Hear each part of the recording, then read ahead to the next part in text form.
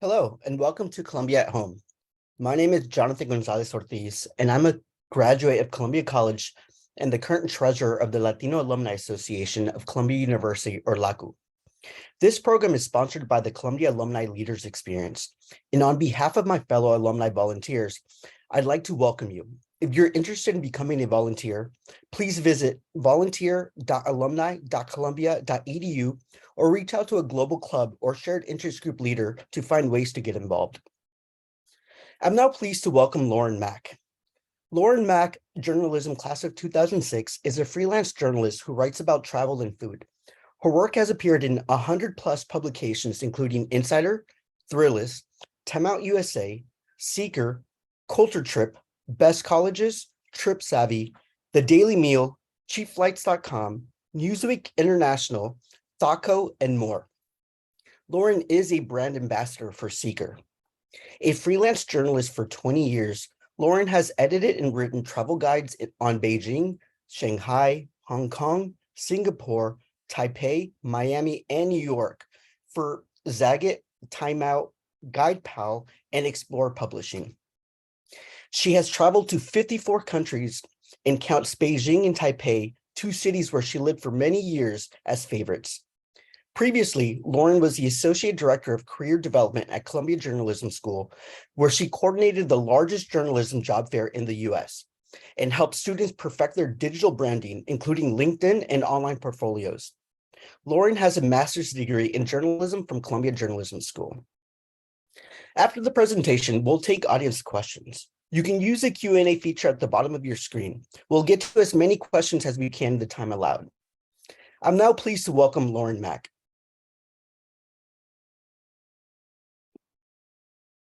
Thank you, John. I'm just trying to unmute my video so that you can all see me.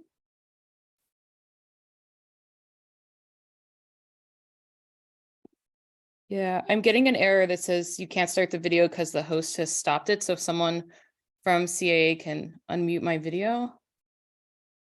In the meantime, John, thank you so much for that introduction. I really appreciate it. Hello, everyone. I think you can all see me now. Thank you, CAA. I'm excited to be back today to answer your questions about LinkedIn.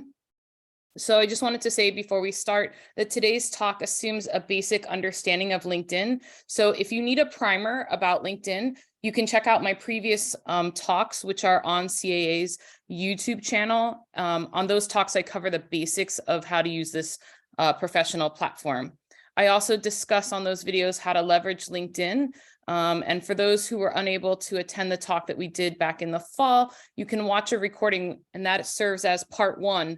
Today is part 2 of the session. You don't have to have attended part 1 in order to follow along here today. But to let you know what we covered last time, we covered how to optimize your profile in just 10 minutes. We also went over how to get noticed and how to network. I'll talk more today about how to network.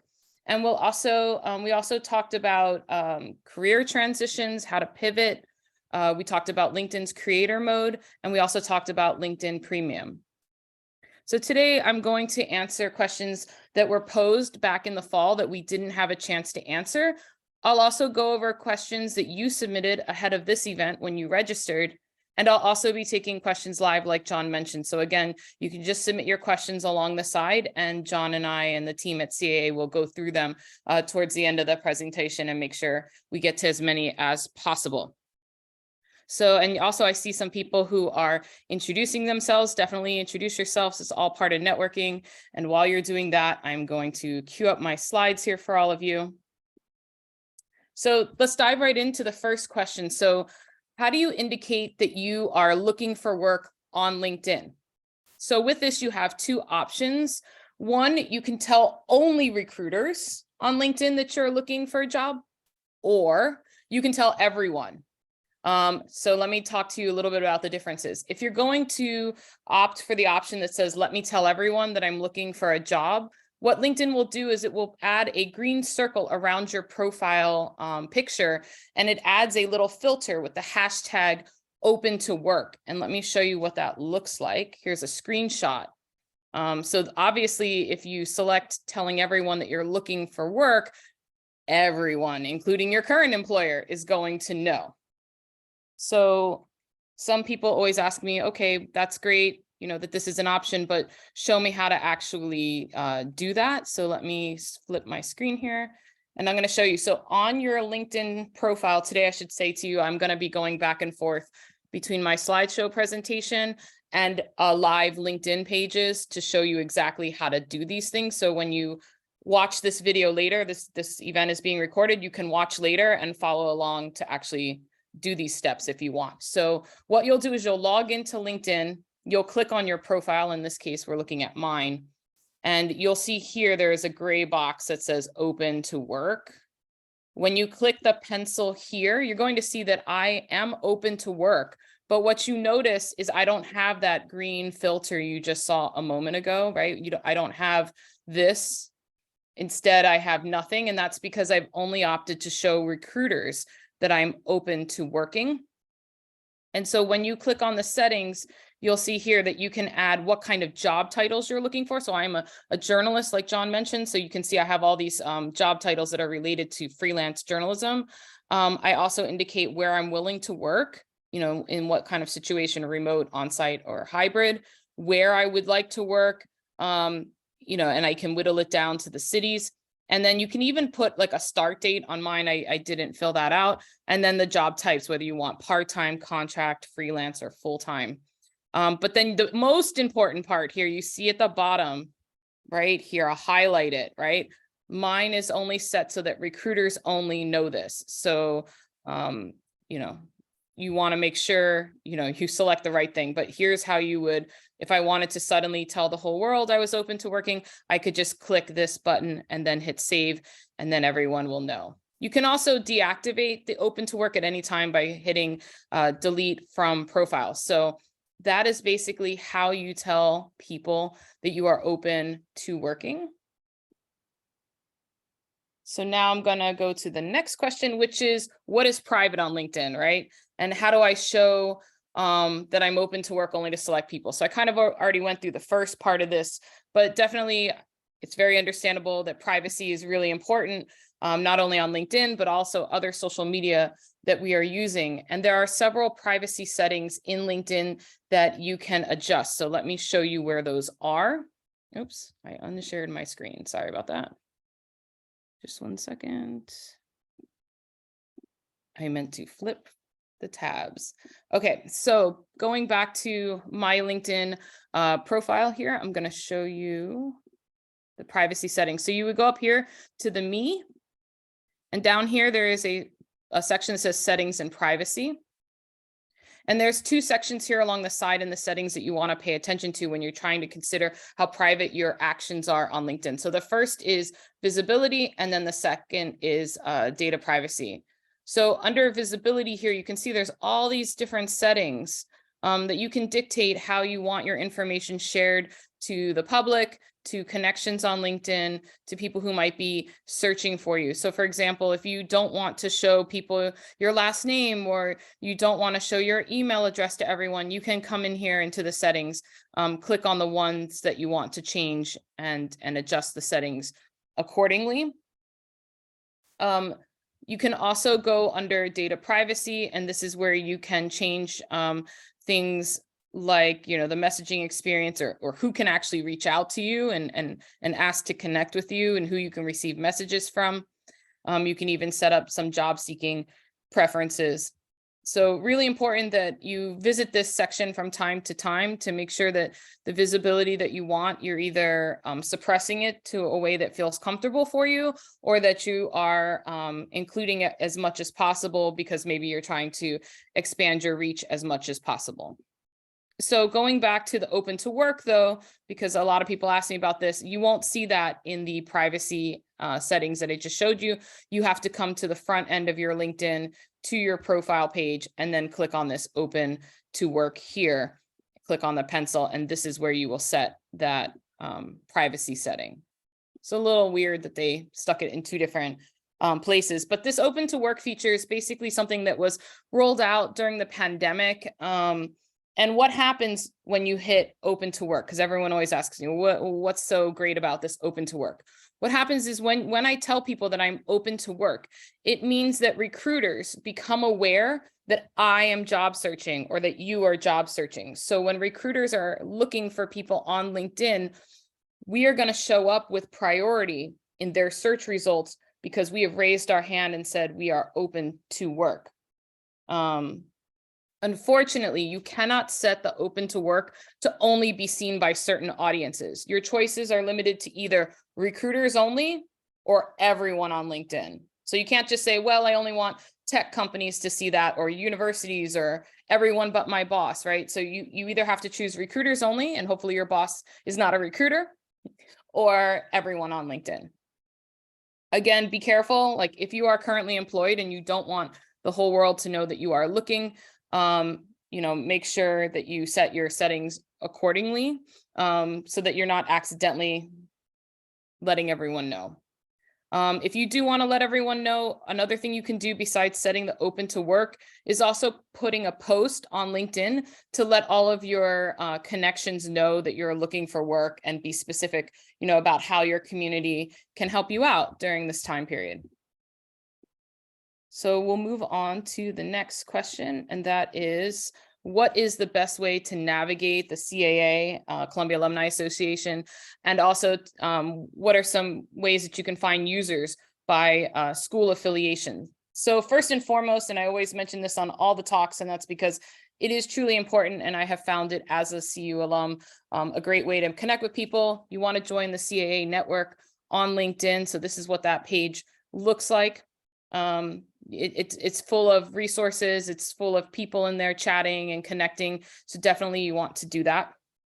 You also can use the Columbia University page on LinkedIn to connect with alumni, and you can see where folks are located in the world and what industries they're working in. So let me demonstrate to you right now how that works.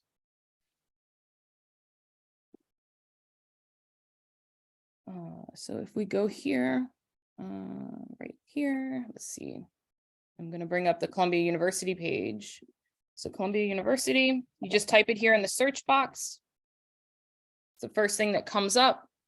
When you click on it, you want to click over here under the alumni tab. And when you click that, you're going to see that on LinkedIn, there are 271,932 alumni. That's really impressive, right? And so let's say, for example, you're moving to Chicago, or you just moved to Chicago, and you want to connect with alums who live in Chicago. So the first thing you can notice here is LinkedIn provides you a breakdown of where the alums live. So I can click this plus add sign here, and I can type in Chicago, and different choices are going to pop up for me. So I'm just going to select the first one. And now you can see that that large number of 271,000 alums has now been diminished to 2,215 alums. But let's take it a step further. Now, let's say I'm working in public relations and I want to connect with people who are working in the public relations space, or maybe I'm working, I was working in a different industry, but now I want to go into public relations. So you can then search that here in the search box and hit enter. And now you're going to see that 2,000 has now gone down to 208 alumni who either are currently working in public relations or have previously worked in public relations. So if you scroll further down here, first it's going to give me the actual people. First it's going to give me people I might know. And this is because you can see they're a second degree connection. It means that me and that this person, that we have someone in common that we're connected to on LinkedIn. So it might be that we're not total strangers. Then you can see it'll give me then my third degree connections. And these again are people who I may have like 6 degrees of separation with, right? But maybe not as close as a second degree. And then it's going to give me people that I have no connection with if I keep scrolling down through the 208 people. So you can see there's a wide range of alums that I could potentially connect with in the Chicago area in public relations. And you can also, so let's say I only want to talk to recent alums, right? So because right now you see it's set from 1900 to 2023, but let's say I only want to talk to people from, let's say, 1990 to today. Now you see that we have 132 alums, and you could even just whittle it down to, class of 2022 or 2021 if you want as well. So that's how you would leverage that. So once you have found some people here on LinkedIn that you want to connect with, next you want to take your networking to the next level and start with that one-on-one connection. So what you want to do is, write to them on LinkedIn. You can send them an in-mail message. You can request to connect with them, you can follow them, and you can also send them a message. When you ask to connect with someone on LinkedIn, it's best, especially like if I don't know these people, right? So I would want to send them a personalized message with my connection request so that they can understand my motivation in reaching out. So I've made for you here a little sample of what you could potentially send to them. So for example, you could say, obviously say you're from Columbia University, or you could say if you went to graduate school at Columbia, which graduate school, and that, what year you graduated, and that what your degree is in. So in this case, I graduated in 2006. I didn't really do PR, but this is just for the examples. I've been working in PR for the past few years, and right now I'm job hunting. Or maybe you're a student and you're looking for an internship. So you could say I'm looking for an internship, or I'm looking for freelance contract work. And then you can say, I admire your career and wondering if you're willing to offer some advice or have like a virtual coffee chat or something like that, right? So just something short and simple. You see that this is just, one paragraph, but it really covers a lot of ground in giving the context to this person in the hopes that you can connect. And you might not hear back from everyone, but even just having one or two contacts that comes out of this brief amount of time that we're searching for people in Chicago can really be impactful and yield some really great things for you. So another thing that you can do is you can also attend alumni events. So Columbia Alumni Association offers many alumni events all over the world. They're offered virtually and in person in cities everywhere. Most of them are free, which is great too. Can also attend Alumni Weekend that's held in the spring. And you can also reach out to former classmates and professors. Pandemic is a great excuse to reach out to people, even if it's been several years. You can blame it on the pandemic, as the reason why you haven't been in touch, but now is the time people are starting to reconnect. One question we did receive in ahead of this event is, does Columbia University have a social media directory, like a phone book, if you will, of like all of the social media at the university? And unfortunately, there isn't one place where you can go to search for all of the groups. But what you can do is do a Google search, or in LinkedIn, you can just search the words, your affiliation plus LinkedIn group. So for example, SEPA, and then LinkedIn group, or business, Columbia Business School, LinkedIn group. And then it should be able to pop up with all of the various groups that you can join. So the next question is, what is the best way to phrase a cold connection request to get a response? So the first thing you want to do when you approach people, reaching them out of the blue, is you want to be selective. So you don't want to email every single person. So in my last example, you wouldn't want to email all 208 people in Chicago. You'd probably want to pick a percentage of those, maybe 5%, and then craft a polite message that begins with any connection that you have. So in my last example, the connection that you do have at a basic level is the fact that you both went to Columbia. But if you also have like a person in common, maybe there's, you're an alum of the same school, or you have the same professor or something like that, or you did your thesis on the same topic, you can use that. Maybe you're from the same hometown. Then you want to be specific and make it clear that you've done your research about the person. So this way it signals to them that you're not just sending out generic blast messages to anyone and everyone from Columbia. In your first initial email to the person, you do not want to ask directly for them to get you a job or to send your resume to someone. Your goal in this first exchange is to establish a rapport, and then to seek out general information and advice so that you can cultivate your relationship. You don't want this exchange to appear like it's a one-off transactional interaction. So here is a sample outline of what you could possibly include in this connection request. Don't have to include all of these things, but this just gives you some ideas. So you're going to start with what you're doing or your most recent employment. If you're still in school at Columbia, you could talk about that.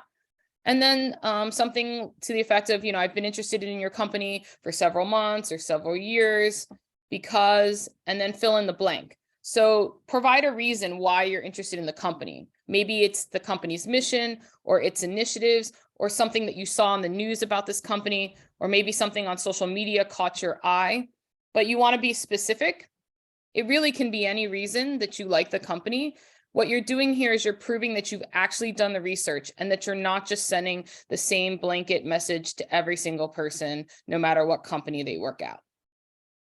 Then you want to mention a few things that you did in your current role or your last role or what you're doing in school. So use active verbs, and you always want to be specific. So talk about the results that your work has achieved or why your work has mattered. You want to give us very succinct 1 or 2 sentence example of an important thing that you're doing or that you did and the impact that it has had.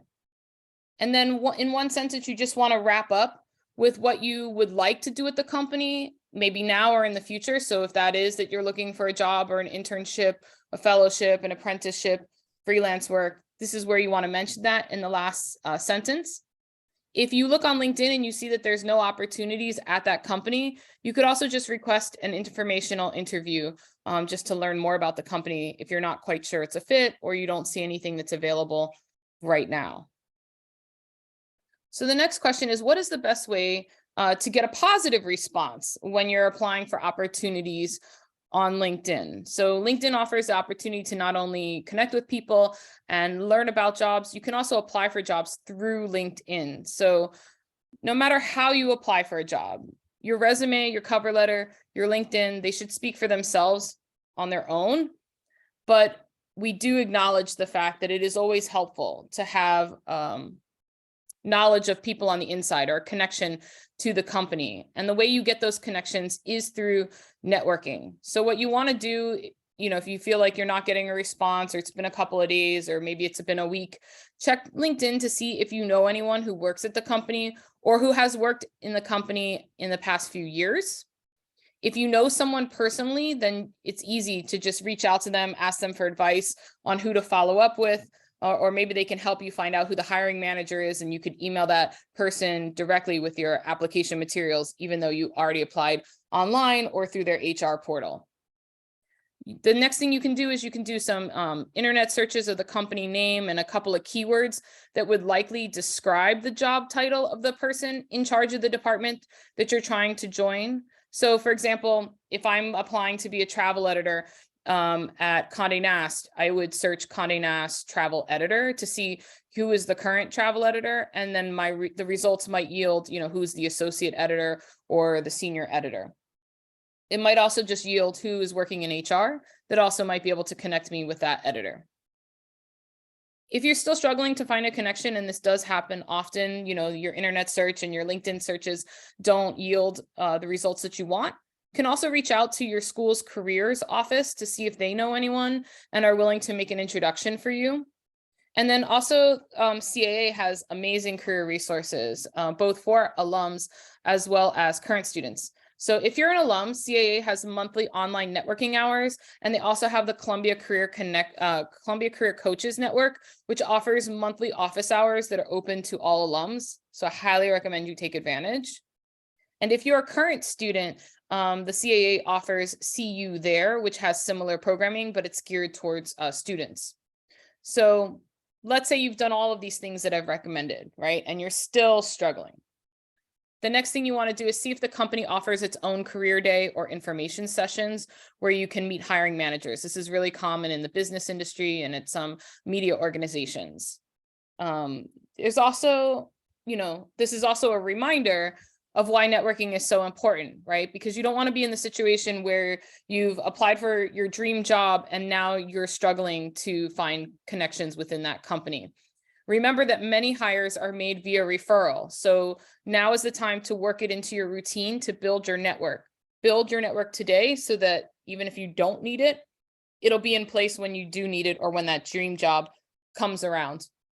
So how do you network? Everyone always asks this, and I've gone over this in previous sessions, but just to remind you, you can network with hiring managers and recruiters by following them on LinkedIn, following their companies on LinkedIn. You can set up job alerts, try to reach out for informational interviews or virtual coffee chats.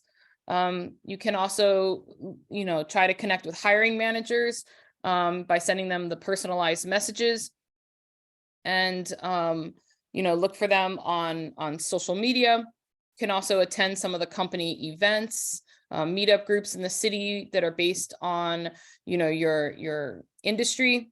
So there's lots of ways that you can do it. Let me show you how to follow someone on LinkedIn. So it's pretty easy to follow people on LinkedIn. So all you have to do is just search the name of a person. So for example, if I wanted to search for Bill Gates, you see that he comes right up, and I have the opportunity to follow here if I want. So I'll go ahead and click follow, and now it says following, and then it'll also offer me some suggestions of what the algorithm thinks are people who are similar to Bill. So it's another way to find people who are considered thought leaders in their industry. So maybe if you don't know a lot about an industry, you can use LinkedIn to help you leverage learning about that. So you see that it's really easy to follow someone. So hopefully today, make it a point, this week, to find one person to follow on LinkedIn, and then over time, you can build that up for yourself.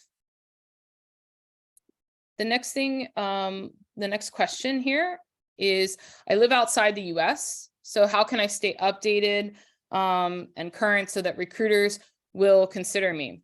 So typically, US recruiters will consider non-US based applicants, particularly now that so many roles have gone remote in the pandemic.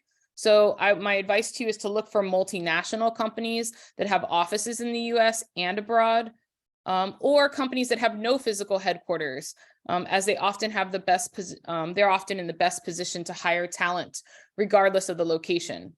You can start by following these companies on LinkedIn and following their recruiters and connecting with them to kind of get on their radar.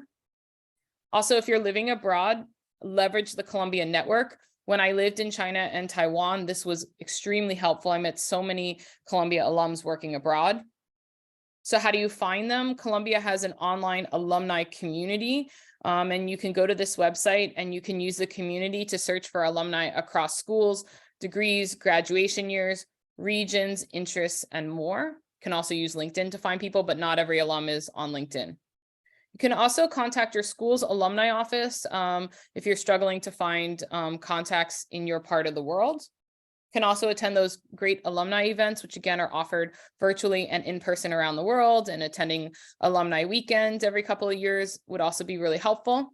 Reaching out to former classmates and professors who may have moved from the New York area. You might be surprised where people are a few years out after graduation. Also look for local professional organizations or meetup groups in your cities where you can go and expand your network.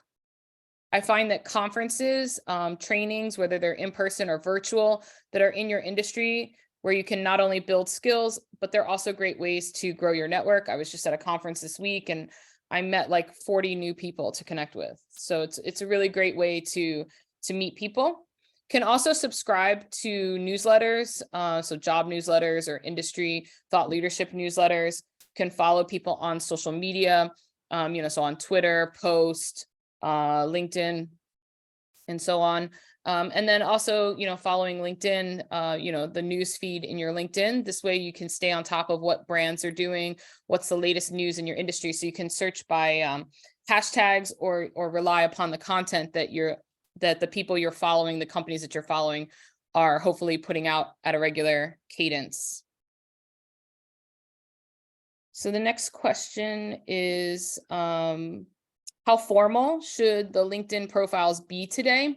So again, LinkedIn, as we all know, is a professional platform. So obviously you want to be professional, but at the same time, you want to be authentic. There's no need to be overly formal or to change your style and be really stuffy. At the end of the day on LinkedIn, you want to be real, you want to be you, but above all, you always want to be professional. So remember that everything that you post on LinkedIn could be seen by a wide audience. So double check your spelling, your grammar, your style, and your tone. We'll talk a little bit more in a few minutes about the profiles as well. So the next question is, can you keep part of your LinkedIn profile, your LinkedIn updates confidential from your network? So no, nothing is 100% private. And as you all know, on the internet, privacy is not guaranteed, because even if you have certain privacy settings, people can screenshot things. But you can adjust the privacy settings on your LinkedIn account to minimize your risk of your employer or your colleagues finding out that you're job seeking. So there are two things that you can address that will help reduce the risk. The first is that you can hide your profile updates, and I'll show you how to do this in a moment, but you can hide your profile updates. So for example, when you make changes to your profile, like you're going to add a new photo or you're going to update something in your experience section, this will trigger a notification in your activity feed.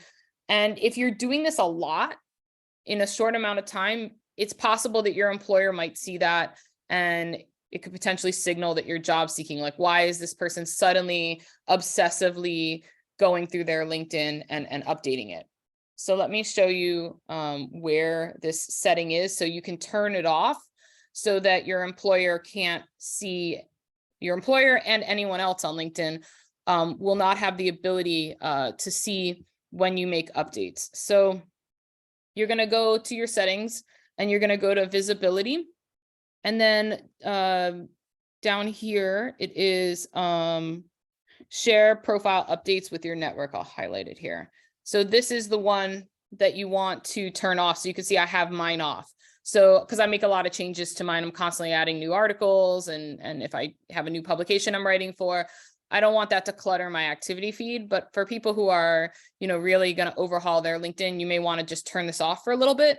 And then you can always turn it back on when you're ready to let people know. So you find this by clicking on the me, then settings and privacy, and then over here under visibility, you're gonna turn this off.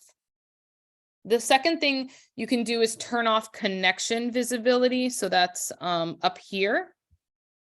So what this is this feature will allow your connections to see your connections list.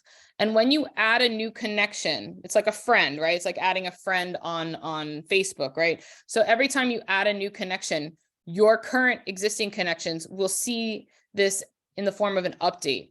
This is typically fine, but let's say you suddenly start connecting with like lots of people, especially people that you don't currently know, or that are in a completely different industry, or maybe they're all at a competitor company, then your coworkers might become suspicious. So you can turn off this setting so that only you see your connections list.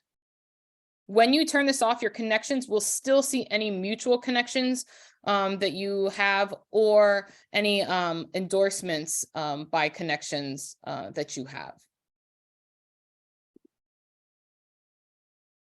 So the next question here is, do you have tips for self-employed folks or freelancers on presenting their experience and skills in their profiles? Yes, of course, because I am a freelance journalist. So it's really important that you fill out your profile completely. And let me pull up mine and I'll walk you through some areas that are really helpful for freelancers particularly, but for everyone as well. So let me just go back to mine. So in your profile, you want to make sure here that you're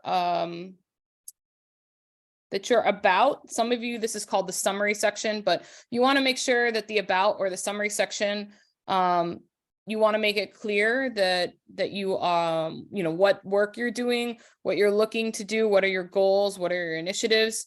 You can also add that here in your headline that you're a freelancer. So you can see here I put freelance. So that seems to imply, to people that you're not beholden to one company. So if people want to engage me in conversation or consider using me, they can. You can also add examples of work to your profile. So you can see here, I have examples of stories that I've written. People can put reports here or other things that other projects. You also have up here, there is a featured section So you click on the pencil and you can pin different things that are important to you. So it could be, an article that I've written, for example. It could be the fact that like I'm on a cruise site visit right now. It could be that, I've done this LinkedIn presentation. So you can put all kinds of things here. It's kind of like a bulletin board, just posting all the things that are your favorites, to let people know the kind of work that you do. So definitely take advantage of all the things that you can as a freelancer or a creative on LinkedIn. So the next is, do you have advice on using LinkedIn to reestablish yourself after taking years off? This is a great question. I love this question. So whether you have taken time off to raise your children, to care for a family member, or to care for yourself, or you have a gap, perhaps due to layoffs or the pandemic, don't try to hide this career break. I know a lot of people find some embarrassment or awkwardness around this. You want to be upfront about it and be honest about why you have a break in your career. And the place to do that is typically in your cover letter. You can, on your LinkedIn profile and on your resume, you can camouflage brief gaps. So let's say you took, 90 days off or something. That's easy to camouflage by, instead of listing the month and year that you started and ended at your company, you can instead just put the years. So that's it's a nice, convenient way to cover that. If you're currently on a break, remember that you can still work on your networking and on gaining new skills. You can also consider the fact that this time off that you're currently having, or that you have had, that you've gained some transferable skills. Maybe you have had to learn how to budget or do time management. You may have also spent during this time volunteering or taking online courses, serving on board positions, or taking on freelance projects. So all of these things are noteworthy and are really important things that you should be mentioning. So even though you haven't been clocking in from 9 to 5, these are meaningful things that can help boost your applications. When you are ready to job hunt, especially if you've been out for a couple of years or even a decade or more, or maybe you've been in a job for 2 or 3 decades and now you're looking to switch, make sure you check your resume against recent resume templates to make sure that it aligns with current best practices, because what we did 10 and 15 years ago is not necessarily what people are doing today. So that's why those CAA career coaches, they're very helpful. They can help modernize the resume. You also want to make sure that you're updating your resume to reflect how much further you've gone in your career since the last time you have submitted a resume. So even if you've been in your job for 3 or 4 years, that's a long way that you've gone since the last time you applied for a job. If you have a really long career gap, let's say you raised your children for the last 20 years, and now you're going to enter the workforce, you would want to maybe consider a functional resume. So a functional resume is an example here. This is something that emphasizes your skills and experience without drawing a lot of attention to the dates that this all took place. So no matter what stage you're at with having a gap in employment, ask for help, lean on your network, lean on the people that you know, and let everyone know that you're looking. Connect with people, go have coffees with people, reach out to previous colleagues and managers, seek out some mentors, or if you have mentors, reach out to them and let them know what's going on in your life. You can also use the gap period to gain some new skills or certifications. So there's lots that you can be doing during this time to be productive. And a special note for folks who've been laid off, because I know there's been a lot of layoffs recently, particularly at tech companies and media companies. So the first thing you want to do, even though you're probably feeling a lot of pressure to hurry up and just get another job, you want to first take the time to process your emotions, because you did not cause your layoff. If you've been laid off, this is not a reflection of your work performance or your skills or your value. So really take the time, take a couple of weeks at least to process this. Usually if you've been laid off, you get a little bit of severance. So take time for you and take time to carefully consider, what is the next step you want in your career? Do you want to do the same exact kind of work that you were doing before? Or maybe now you want to try something new. But just remember that losing a job, especially when it's unplanned, is a grieving process, especially if it's a job that you really were passionate about and you didn't want to leave. So once you've taken some time for yourself, it's time to get back out there and update your LinkedIn profile, your resume, and make sure that they're targeted for the job that you actually want now. So not necessarily the job you left, but what do you want now? And good luck to you. So the next question is, should current students graduating in May 2023 create LinkedIn profiles before they graduate? Yes. So whether you're graduating in 23, 24, 25, 26, definitely make yourself a LinkedIn profile, because recruiters will likely be doing a search. So whether you're looking for an internship or a fellowship, or you're applying for an on-campus job, like people will be looking for you. Also, if you're graduating in 2023, you'll start applying for jobs just before graduation. So LinkedIn is a great way to network with your classmates and future employers and to conduct job searches. The next question is, should a LinkedIn profile look like a mini resume? It should be similar to your resume in that it should include keywords and your skills. It should include education, your certifications, and under your experience section, it should include how you add value. But the difference is that you are not constrained by space. So on LinkedIn, you can add examples of your work, and it's a more dynamic, living, breathing document. So it should be treated as such. Another popular question we received is, how do I hide graduation years and employment dates? And also, should I? So for graduation dates, you'll scroll down to the education and you're going to click on the pencil. Let me show you how to do it real quick. And why would you want to do this? So while I'm pulling this up, you would scroll down to the education section here. And for whichever ones you want to get rid of the year, you would click on the pencil. And then click on the pencil of the Columbia. Like, for example, if I want to take out the years I graduated from Columbia, I would get rid of the 2004, which is when I started, and I would click on year. And then I would also take the year that I got my degree, and I would select year and click save. And you're going to see that the 2004 to 2006 has now disappeared, and it just shows the MS in journalism, whereas these other ones still show the years. So you could just go through and take the years out. Why would you want to do this? So if you are more than 5 years out from graduation, a lot of times people are concerned about ageism in the recruiting process, and ageism is a real thing, both for people in their 40s as well as people in their 50s, 60s, and 70s and beyond. So a lot of times people will take that out so that it's not so obvious that maybe you graduated 20, 30, 40 years ago.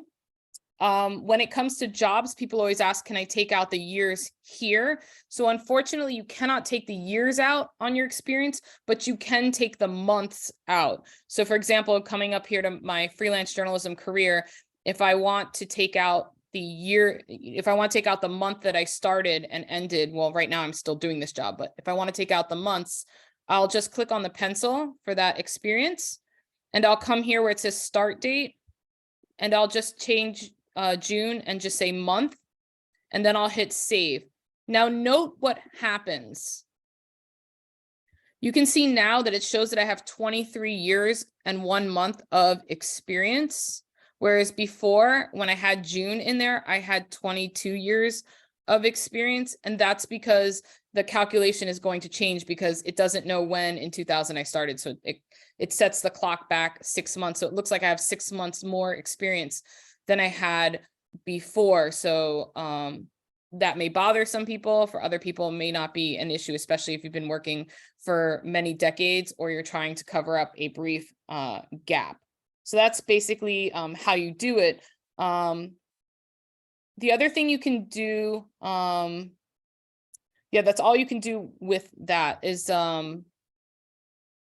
to eliminate the month, unfortunately. And the reason is because when you're applying for jobs, oftentimes, the employer wants to know that they have someone who has 3 to 5 years experience or 5 to 7 years of experience. And if you took out how many years you did your various roles, then they wouldn't have any idea of how advanced you are in your career.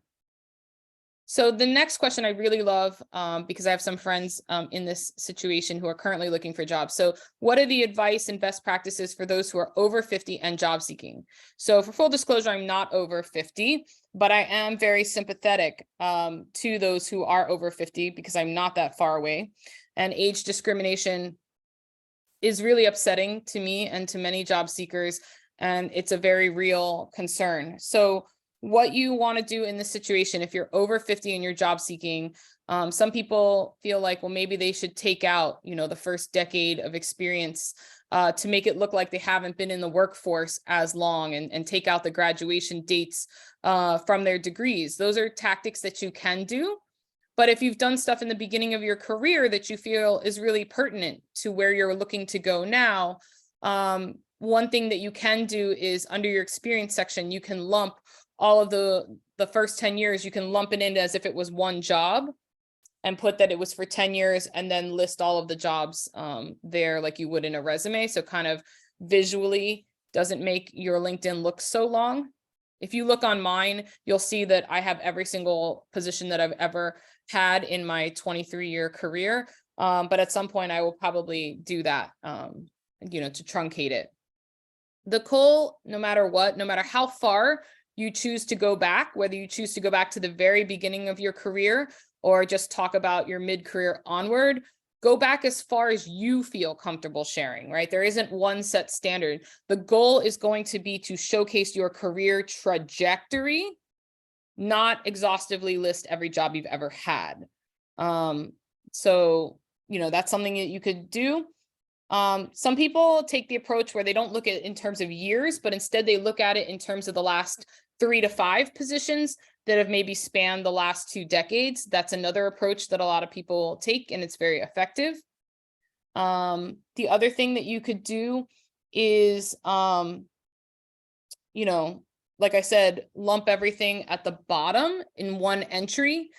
The only thing I would say is no matter how you choose to truncate your experience, is that if you're applying for an executive or senior level position that requires, say, 20 years of experience, but you truncated your experience down so that you're just showing the past 15 years, some of the resume screening systems and some of LinkedIn's search algorithms will calculate the number of years of experience that you have as being less than what you truly have.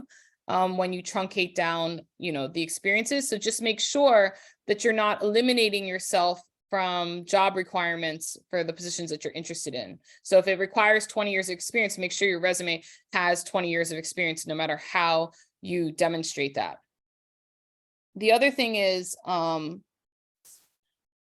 people in their 50s, 60s, and 70s, you want to refresh your LinkedIn and resume to emphasize your skills, not your age. Also, make sure you're using contemporary writing style. So while I was long a fan of putting 2 spaces after a period, this is a signal to folks that is a dated, antiquated way to type things. So just, be mindful of that. Consider your language. So when you're writing about, in your cover letter, instead of saying maybe that you work somewhere for 17 years, you might want to just say I worked for more than 10 years at XYZ. The other thing is you could delete early years of your work experience, particularly if they mostly date you and they just didn't have any other function than you were just dipping your toe into your career. You also want to make sure that you're using clear functional job titles that reflect the progress that you've had over the decades in your career. And you want to list your job titles in a way that shows that you've had increasing responsibility and status over time.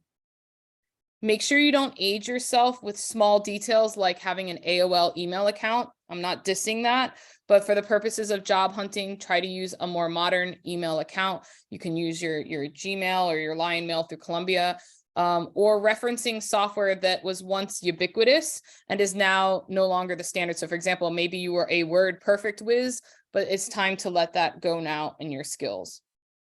In addition, this is somewhat controversial, but you might want to consider your appearance. This is what I've heard from a lot of my friends who are in their 50s and 60s and job hunting. Many old job seekers have shared with me that appearing youthful, they feel sometimes helps with the first impressions or with interviews, particularly when they're being interviewed by someone who is obviously younger than them. This doesn't mean that you need a makeover or that you need to suddenly be someone that you're not, but consider how you're dressed and how you present yourself to make sure that it's not accidentally dating you. The last thing you can do is to emphasize in the interviews what you've learned and what you're good at, but downplay the amount of time you've spent in the labor force. In the interviews, you want to position yourself as a team player and as a mentor that is also open to being mentored as well. You need to show that you're not resistant to change and that you have an open mind and that you can look at things in a different way. And this applies even if you're not, older looking for jobs. When you're older, it's also important, if you haven't been doing it, to build your network and find companies at the target companies that you're seeking out. So we're going to move to your questions in just a moment, but I just wanted to wrap up with a few other questions here. So just quickly, the difference between a LinkedIn profile and a traditional resume or cover letter in modern job applications. So most companies are still going to require, cover letters and resumes, even if you use LinkedIn to apply. But no matter how you apply, you want to use keywords, specific examples, always showing your impact and how you add values. And don't forget to have tons of skills in there and what makes you unique. So people often ask, should we omit some experience if it's not relevant to our actual goals?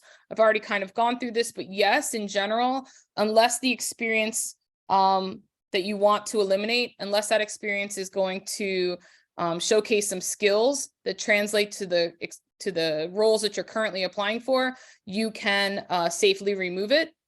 But before you hit delete, just make sure that this past work experience, maybe it doesn't appear at first glance to be directly relevant to your goals, but if it does add dimension or depth or give insight into abilities or skills that you have, maybe you want to consider keeping it and just reframing it.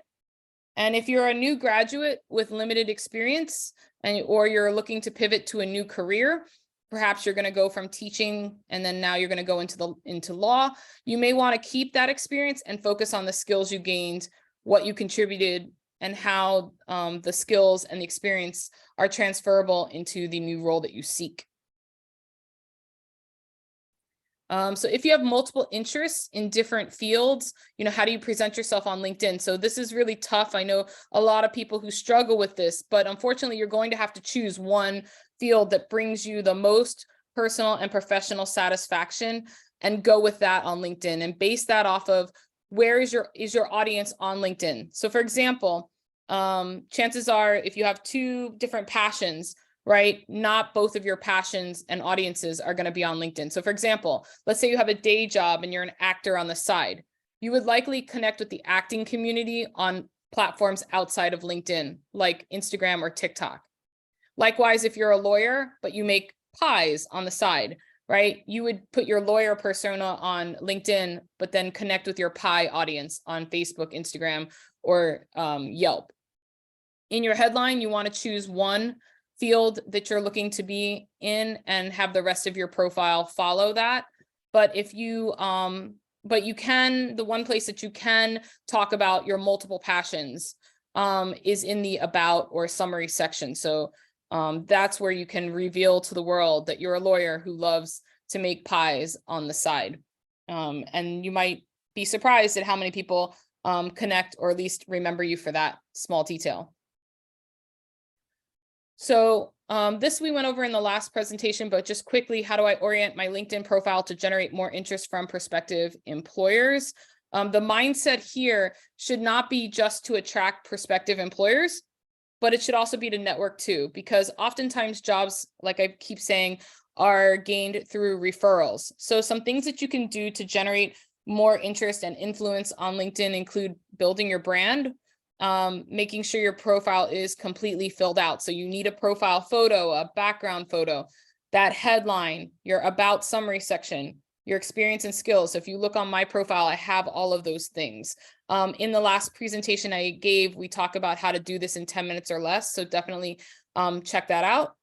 You can also generate more interest by giving endorsements to your connections and having them endorse you. That's basically, they just click a button that says that you're good at, a certain skill. Can also request recommendations, which are like recommendation letters that are public. You can showcase your thought leadership by self-publishing on LinkedIn.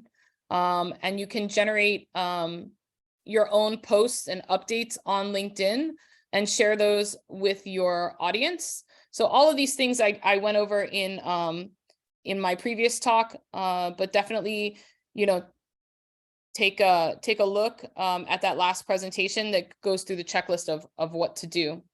So just 2 more questions, and then I think we will have time for yours. Do we have to actively post and repost in order to appear in LinkedIn's algorithm? So for your profile to show up in LinkedIn searches, it must be complete, and you have to go in and occasionally update it. So maybe once a month or once a quarter, go in and change something. This way, when people are searching, you'll appear at the top. But if you want to appear in the top of people's feeds, in the news feeds, then you need to actually post content. So whether that's you commenting on articles out in the industry, or you self-publishing and sharing that work, that's what we mean by posting things on LinkedIn. So like any social media platform, the more you engage and interact with yourself and with your audience, the more the algorithm is going to display you to not only your connections, but to the broader LinkedIn community. So my suggestion is to set some micro goals of posting once a week on LinkedIn. So when you're standing in line at Starbucks, just post something, and then once a month going into your profile and maybe tweaking something. And then how do I use LinkedIn for a targeted job search, right? So LinkedIn is like a huge search engine. So you can approach the job search several ways. The first is you can make a list of your target companies and then go to their LinkedIn company pages, follow the company, and set up a job alert so that you're notified when the company posts jobs. And then the second way you can do this is you can actually search for specific job titles. And if you like how the search results look, you can then, if you like how it looks, you can then save that search so that LinkedIn is smart and it knows, oh, you like this kind of, these kinds of positions. Well, we're going to know that, and then we're going to start serving you similar jobs in the future. And so let me show you real quick where that is. And I'm also going to check the time here because, we're almost to the end. So I know that you all have been submitting tons of questions here in the chat. So the questions that we don't get through today, I'll definitely work with CAA to get you the answers to that. But just real quick to show you, because I know we have 2 minutes, I will show you here. If you're going to be searching for the jobs, for example, I put in the search term here, junior graphic designer, and you can whittle it down to which part of the country. In this case, I put it as a generic search for the United States, but you can whittle it down.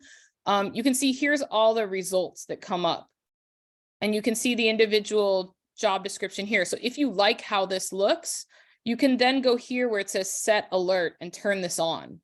And then moving forward, LinkedIn is going to know that you like this kind of jobs. And then the other thing you can do is you can follow companies. So for example, if I want to follow Apple, right, I can go to the Apple company page and just click follow. And then in addition to following them, when you go on the company page here, you can set an alert so that every time the jobs appear here, you're going to get notified. So right here, it says create job alert. So I'm going to click this and it's going to say, well, what kind of job at Apple interests you? And you can type in the specific job that interests you and then save that as a customized alert. And then one final thing before I have a parting message for you is in your data privacy settings, when you are job seeking and you're setting up those job alerts, you have the option here to signal your interest to recruiters at companies you've created alerts for. So for example, if I create the alert at Apple that I just showed you, if I turn this on, what will happen is that recruiters at Apple will know that I created a job alert. So it's like raising my hand and trying to stand out in the front of the pack to say, hey, Apple, I'm interested. Last thing, and I'm sorry that we didn't get to the other questions that were asked live today, but I'm looking forward to reading them and thoughtfully thinking of answers for you. But hopefully I've covered a lot of them. But one quick thing on LinkedIn Premium. So there are ways to get LinkedIn Premium for free. When you have LinkedIn Premium, this is going to include the ability for you to send private messages to people that you're not connected with, search anonymously on the platform, get salary insights, things like that. And I talk about this in previous talks. But if you're a military veteran or the spouse of one, you can get a year for free by going to this link. And also, if you are a journalist like me, you can apply for the opportunity to get 1 year free. You have to fill out a brief application to do that. And then, and they have the application only open several like seasons of the year. I think there's 4 seasons. And then everyone, regardless of who you are, can get LinkedIn Premium for free for 30 days. So what I tell people is like, if you're actively job searching now and you fixed your profile and you're ready to go, just turn it on for those 30 days and hopefully you'll land your job within that. So again, I really do apologize for not getting to the live questions tonight, but I will go through them with the CAA team. And I want to thank you for being with us tonight. Columbia at Home will return next month with another exciting program. So check your emails, check the CAA social media, and if you're not following them, follow them. And you can also go to alumni.columbia.edu for the latest information. So thanks everyone. I hope to see you soon. Connect with me on LinkedIn. And I look forward to checking out your profiles.